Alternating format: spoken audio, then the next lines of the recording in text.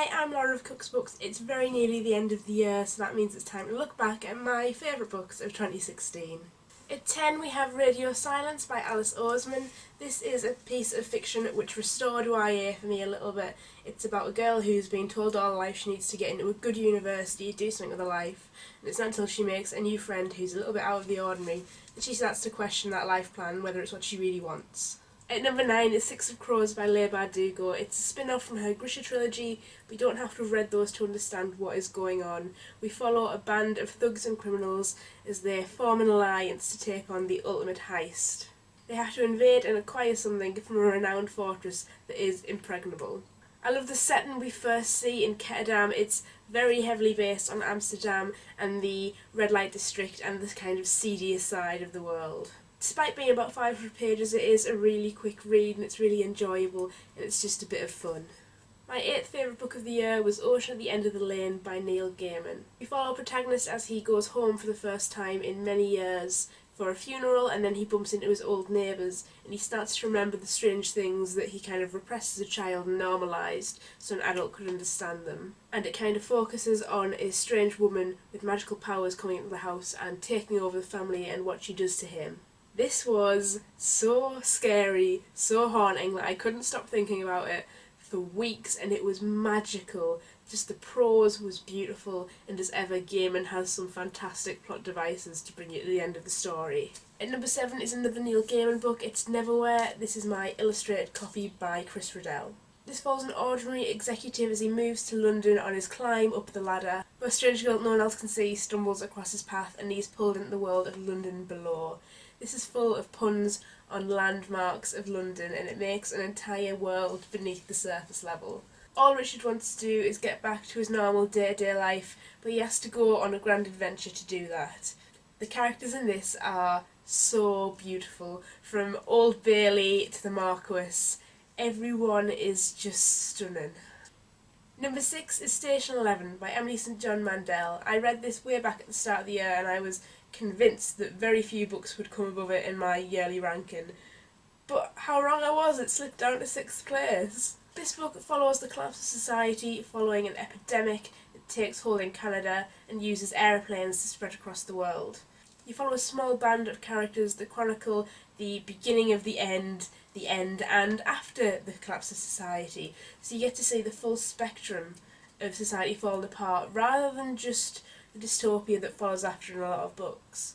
It tackles a lot of everyday issues and how we would come to cope with those in quite a delicate way, and it also follows a troupe of thespians after the collapse, and I just think it's absolutely beautiful that even after the world's been ravaged by plague and absolutely destroyed, people would still want to watch Shakespeare, and I just love this book. It's fantastic. Please read it. Please.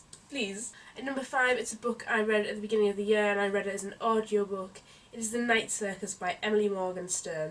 This book follows Celia and Marco as their guardians pitch them in a magical battle to the death, but in a much more elegant way than that sounds. The arena for this magical battle is a circus and they create beautiful, beautiful exhibits there together rather than fighting with their magic. But neither of them knows who the other is, and it's just such an interesting character study. It moves quite slowly. It's very self-assured of its pacing.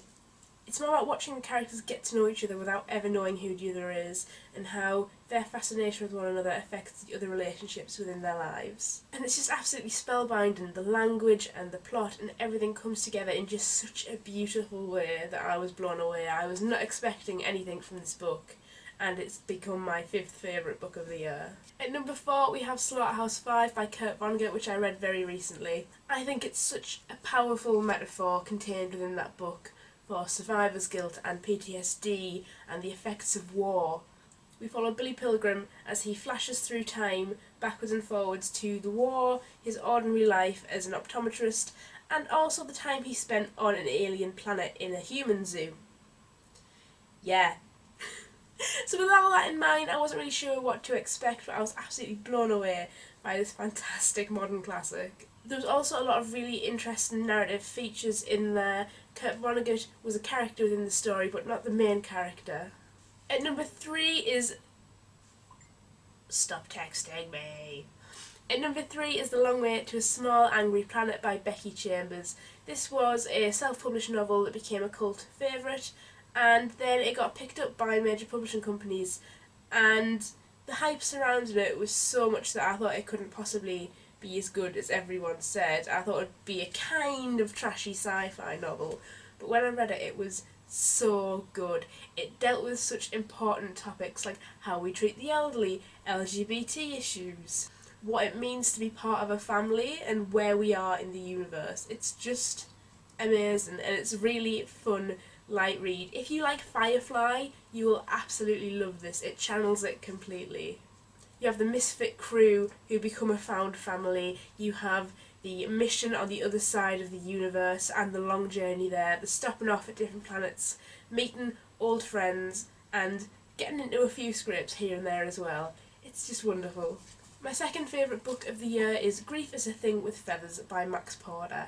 This is technically prose poetry, it's not written in standard prose, and it plays on the work of Ted Hughes the Crow quite a lot, but I don't think you need to have read Ted Hughes to understand this, because I haven't, and I understood everything that was going on. Maybe I missed a few references here and there, but it didn't affect my overall enjoyment of the story. Obviously it's my second favourite of the year. The story takes place within a family that's just lost the mother. The father is going mad with grief and remorse, and the children feel abandoned and just lost. Then a character called Crow turns up and shakes up their life in quite a crude way, until they all are forced to go on living just to put up with Crow. But at no point in this book are you ever sure whether Crow is real, whether he's a human, whether he is a real Crow, or whether he's just a form the father's madness has taken to get him through. I tabbed quite a lot of this book when I was reading it, because there were some really beautiful passages, and having lost a parent at quite a young age, it resonated with me in a way no book ever has before. I've never felt this understood by a book, and that's very reassuring, that's very comforting. So whilst I was crying and it was really sad, I felt I'd found a place of security within this book, and I will definitely be revisiting it again and again and again. You do also put upon yourself a sense of guilt and cynicism when you lose someone very close to you, and I think this line really perfectly sums that up. I was becoming an expert in the behaviour of orbiting grievers. Being at the epicentre grants a curiously anthropological awareness of everybody else. The overwhelmed, the affectedly lackadaisicals, the nothing-so-fars, the overstays, the new best friends of hers, of mine, of the boys, the people I still have no fucking idea who they were.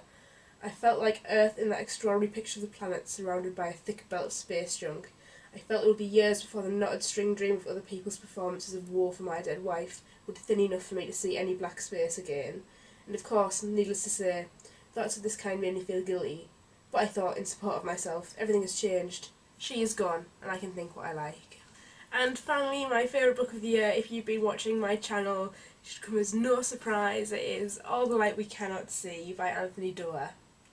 This is a novel set in World War II with the occupation of France, and we follow two main characters, Marie-Laure, a blind French child, and Werner, who is a German orphan who is forced to enlist with the Nazi Science Corps. Kind of watch how their stories dance around one another and how they mirror each other despite being on opposite sides of the fight.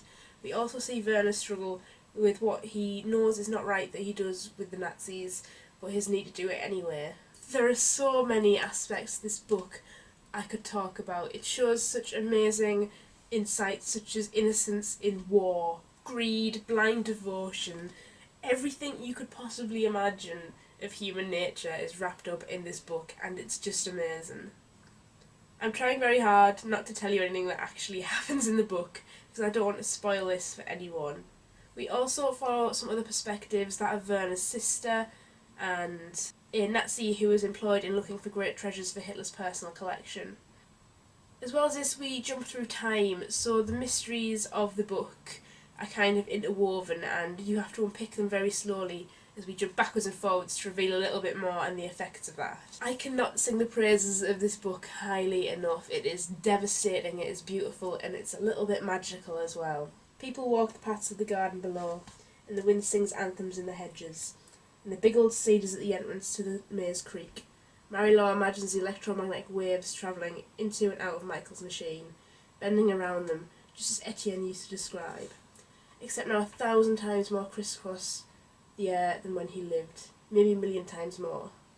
Torrents of text conversations, tides of cell conversations, of television programmes, of email, vast networks of fibre and wire interlaced above and beneath the city, passing through buildings, arcing between transmitting towers in metro tunnels, between antennas atop buildings, from lampposts with cellular transmitters in them, commercials for Carrefour and Evian, and pre-baked toaster pastries flashing into space and back to Earth again.